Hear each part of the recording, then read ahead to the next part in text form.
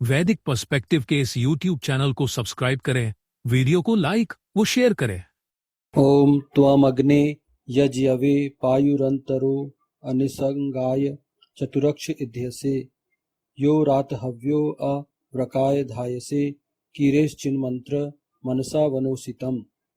तुम हे अग्नि यजन करने वाले का आजीवन पालन करने वाले हो, अंतःकरण का ज्ञान रखने वाला, अनिसंग के लिए चार आंखों वाला है, प्रदीप्त होते हो, जो हव्य का दान करने वाला है।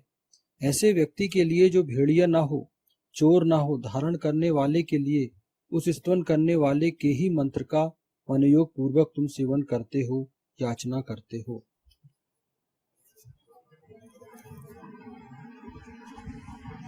ये ऋग्वेद के प्रथम मंडल के 31वें सूक्त का 13वां मंत्र लिया गया है।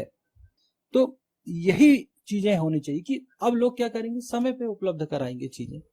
पता चला किसी कोई दुर्घटना घटी तो अब लोग देखते नहीं है। अब कई दिनों से हम देख रहे हैं, लोग देखते नहीं, भीड़ लग जाती है, एम्बुलेंस को फोन कर देंगे, तुरंत आएगी एम्बुलेंस, अथवा कोई अपनी गाड़ी से छोड़ देगा। अब वैसी चीजें घटने लगी हैं। जो पहले होता था कि कहीं कोई एक्सीडेंट हुआ है तो व्यक्ति आजू बाजू लोग खड़े हैं, देख रहे हैं, लेकिन कोई मदद नहीं करता था। क्यों? क्योंकि भय होता था कि यार कोई पुलिस केस ना बन जाए। लेकिन अब क्या होता है, अब कोई दुर्घटना होती है तो आप देखोगे वहां भीड़ लगेगी, तुरंत फोन हो जाएंगे, लोग मदद करेंगे, जल्दी से उसको आकस्मिक चिकित्सा, आकस्मिक सेवा उसको मिल जाती है और व्यक्ति ठीक हो जाता है। तो यही चीजें होनी चाहिए कि आपको विलंब नहीं करना चाहिए। सहयोग में मदद के लिए कभी किसी प्रकार का अभाव और विलंब नहीं होना चाहिए। तो ये तो मैंने एक उदाहरण दिया, लेकिन ये सामाजिक व्यवस्था है ये कि ऐसे लोगों के सहयोग के लिए हमेशा, कोई मदद के लिए कभी विलंब ना करें आप, और अभाव भी ना हो कि यार मेरे पास समय का अभाव है, अथवा अरे कौन आप पता चला दूसरे रास्ते निकल गया। नहीं, ईशान कहता है कि तब भी आपकी पकड़ होगी। आपको ध्यान रखना चाहिए कि लोगों का इस प्रकार आप हित कर सके। वैदिक व्यवस्था में इस हेतु जन धन की व्यवस्था सदैव उपलब्ध रखी जानी चाहिए। इस हेतु सदैव गर्मजोशी से उनकी मदद की जानी चाहिए। मानव समाज को सर्वहितकारी बताने के लिए सत्कर्म करने वाले, पक्षपातहीन, निष्पक्ष लोगों को प्रोत्साहित करना अन्य लोगों को इस प्रकार इस ओर प्रेरित करेगा तथा अधिकाधिक लोग सत्कर्म करने हेतु स्वाभाविक रूप से तैयार होंगे। तो वही चीज मैंने बताया कि अगर कोई आपात स्थिति आती तो उनकी जन धन की व्यवस्था हो, धन की व्यवस्था हो उन लोगों के लिए कि उनको धन प्राप्त हो, उन धन से उनको कमी ना होने पाए। और ऐसे जो लोग हैं, तो ऐसे लोगों को जो सर्वहितकारी हैं और यह सर्वहितकारी बनाने के लिए सत्कर्म करने वाले, पक्षपातहीन, निष्पक्ष लोगों को प्रोत्साहित करना चाहिए। ये अग्नि और राजा का काम है ये, कि आपको हमेशा ऐसी नीति बनाना पड़ेगा कि ऐसे लोग जो हैं, सत्कर्मी लोग हैं, जो प्रोत्साहित हो, पक्षपात रहे, कि वो हमेशा सत्कर्म करें। उनको जन धन से भी आपको सहायता प्रदान करनी पड़ेगी। तो ऐसे आकस्मिक निधि होती है, आकस्मिक निधि के माध्यम से धन से, जन से उनकी सहायता की जाती है। तो ये सब चीजें सरकारें भी करती हैं। यही वेद ने भी कहा है, वेद का भी यही नियम है कि आपको ये सारी चीजें करनी है। और ऐसे लोगों को भी ईशान प्रोत्साहित करता, कहता है कि आपको भी समाज निर्माण के लिए करना है, सत्कर्मियों के लिए भी करना है। तो ये चीजें तो हो गई, लेकिन कई बार ये होता है कि जो सत्कर्मी होते हैं वो भी मुसीबत में आते हैं। यहाँ पर बात हो रही है सत्कर्म करने वालों को के लिए ये करना। क्यों? क्योंकि इसका उद्देश्य ये है कि जो इसी मंत्र में दिया है कि मानव समाज को सर्वहितकारी बनाने के लिए सत्कर्म करने वाले, पक्षपातहीन, निष्पक्ष लोगों को प्रोत्साहित करना।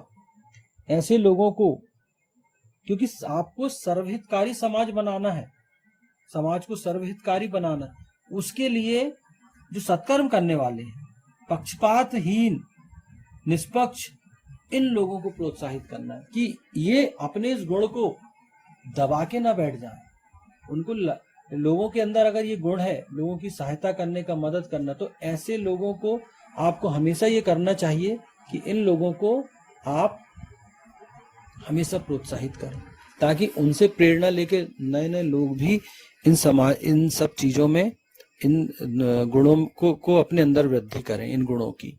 उनको ये नहीं लगना चाहिए कि यार ये गुण जो है हमारे लिए दुर्गुण बन गए, ये उनका ये गुण उनके लिए श्राप बन गया हो। नहीं, ऐसा नहीं होना चाहिए।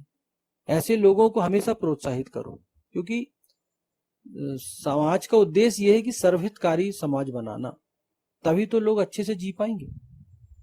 तो इस प्रकार की अगर नीति रहेगी तो जो अच्छे लोग हैं, सत्कर्मी लोग हैं, वो और समाज में आगे आएंगे, और ऐसे लोगों की संख्या बढ़ेगी तो समाज में निश्चित तौर पर बहुत अच्छा वातावरण रहेगा।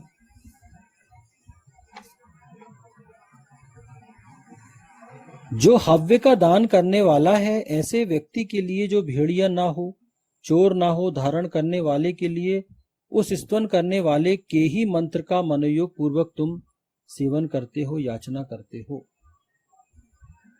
इस मंत्र में स्तवन करने वाले के वेद मंत्र का मनोयोग पूर्वक सेवन, ईशान से याचना स्तोम करने का आदेश दिया गया है।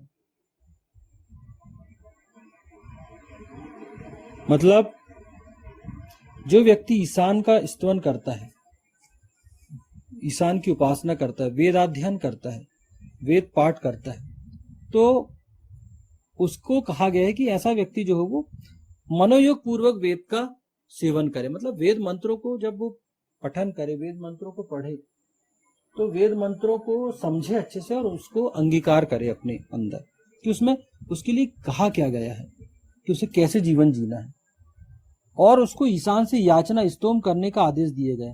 और यहाँ पर यह भी कहा गया है कि ऐसा व्यक्ति जब स्तवन करता है, वेद पाठ करता है, तो उसको ईश्वर से अंत में वेदाध्ययन की समाप्ति के उपरांत उसको ईशान से अपने लिए याचना स्तोम करना है। मतलब स्तोम मतलब उसको जो अपने मन में उसकी इच्छाएं हैं, उसके स्वप्न हैं, वो जैसे हम प्रार्थना करते हैं ना कि हे भगवान मुझे ये चाहिए, या कोई उपासना करते हैं कि अंत में कि मुझे ये चीज मिल जाए, तो वही कहा गया कि जो वेदाध्ययन करने वाला व्यक्ति वो अंत में ईशान से स्तोम करे, प्रार्थना करे, उसे जो चाहिए, उसे जीवन में जो सफलता चाहिए या जो अपने लिए वो चाहता है, तो उसको ईश्वर से उपासना करनी, स्तोम करना चाहिए, आदेश दिया गया है वेद में। यह व्यवहार प्रकाश की ओर ले जाने वाले अग्नि को निम्नलिखित विशेषताएं रखने वाले लोगों के प्रति करना है। यह व्यवहार जो है वो प्रकाश की ओर ले जाने वाला जो अग्नि है उसको क्यों करना चाहिए? क्योंकि अगर वो सक्षम होगा, वेदों को अच्छे से वो समझेगा और ईशान से स्तोम करेगा, परमपिता परमेश्वर से अपनी प्रार्थना करेगा, तो क्यों कर रहा है वो? क्योंकि वो नीचे बताया गया निम्नलिखित विशेषताएं रखने वाले लोगों के प्रति करना है। वो स्वयं के लिए भी कर रहा है और दूसरों के लिए भी कर रहा है। पहला जो कारण है, हव्य का दान करने वाला है, जो आय प्राप्त होने पर आय का 5वां भाग मानव हित में, जनहित में, विश्व हित में प्रशासन को दान करने के उपरांत भी और अधिक राशि स्वेच्छा से दान करने वाला है, ऐसा दान हव्य कहलाता है। तो जो हव्य का दान करने वाला है, जो हव्य का दान करने वाला, हव्य मतलब होता है, सबसे पहली बात तो ये समझ लें हम कि जो आय का जो 5वां हिस्सा है, जैसे आपको 10,000 रुपए की आय होती है तो 2,000 रुपए आपको दान करना है। किस लिए? क्योंकि उस पर वो उस पर अधिकार होता है ईश्वर का अथवा उस राज्य का जिस राज्य में आप रह रहे हैं, टैक्स के रूप में।